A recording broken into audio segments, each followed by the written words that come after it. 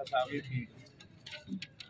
ये वकला के ज़रिए, इंसाफ लायर फोरम के ज़रिए और इस मुअज़्ज़ज़ दीवान के प्लेटफॉर्म से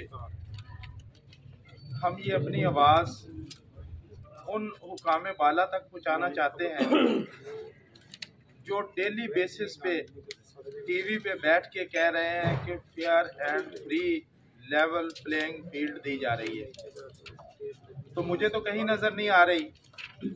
एक जमात को ये भी हक है कि वो अपने तराने चलाए, गाड़ियों के ऊपर स्पीकर, लाउड स्पीकर चलाए, और एक जमात को आप ये हक भी नहीं दे रहे कि वो अपना जलसा कर सके।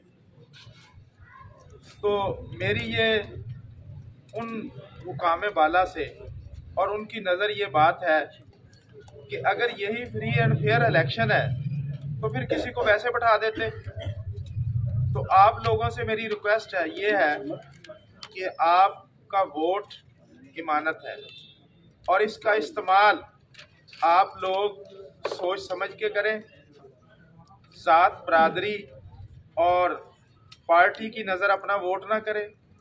ये सोचें, ये समझें कि आपके लिए 5 साल बड़े अहम हैं और एक दिन आपके फैसले का है। कोई बंदा ये ना कहे कि ये बात या मेरे एक वोट से किसी को फर्क नहीं पड़ता। तो मैं आपसे रिक्वेस्ट करूंगा कि अपने वोट से भी आप बदल सकते हो। आपने अपने तौर पर भी फैसला करना है और वोट का सही इस्तेमाल करना है। वोट की ये ताकत है जिससे आप जमात का फैसला करेंगे और जमहूरियत का फैसला करेंगे।